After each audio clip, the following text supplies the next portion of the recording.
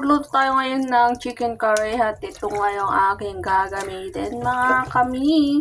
Ayan, manok at syempre i-blanch ko muna yan ng mainit na tubig. I-blanch ko muna itong ating, yan, yung manok para malinis at mawala yung kanyang lansa. At yan, hugasan ko ulit. At ito yung ating gagamitin na ingredients na ating lulutuin na pang curry. Ayan, dahil wala akong leaves na curry ngayon. So, okay lang naman yun. Optional lang. So, ito yung powder. And then, yan. Ginger at garlic. At gagamit tayo mamaya ng full cream. At ito, mga spices yan. Ano natin itong manok para mas malasa yung ating chicken. Para sa chicken curry. Itin ko pang marinate sa ating chicken curry. So, ito yung powder din na chicken curry. Ayan.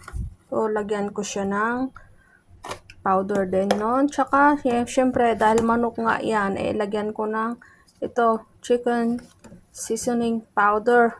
And then, itong black pepper. Marami-rami konti para mas malasa. Ayan. Hindi, mix-mikos-mikos. Yung ating na-marinate na manok, yan, set aside muna natin. Itsura ng ating chicken curry powder, lagyan natin ito ng tubig para gawing paste. Magiging paste siya dahil nga maglalagay pala ako ng ito, alam mo ba ito, turmeric.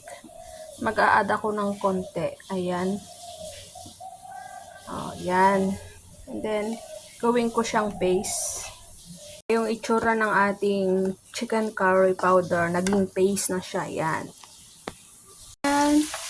Pwede na to. Tanggalin na natin muna.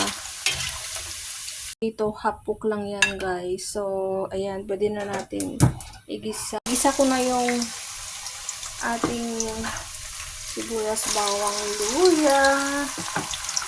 Ayan. Then, ilagay ko na rin yung mga spices.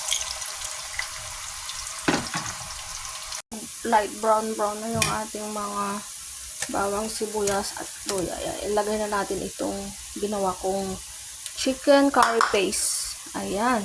Ayan siya. Kailangan ko din siyang igisa. Ginawa kong paste para mas masarap yung ating chicken curry. Ilagay ko na yung manok at isok natin to. Ayan.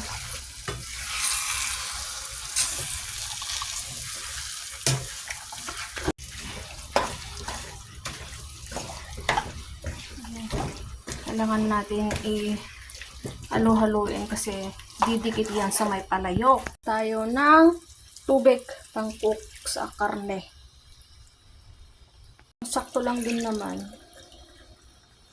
Ilagay yung ating gatas. Ayan. Ako magluto ng chicken curry. Ito ay Singaporean style. Yung itsura niya, pwede ko na rin ilagay yung ating potato para maluto. Ayan. I-simmer na lang natin hanggang sa maluto yung ating manok. Ayan. Siyempre, kailangan din natin tikman kung ano yung kulang. Kulang ba sa asin or kulang sa paminta. Ayan. Then, simmer lang natin siya hanggang sa maluto yung ating manok.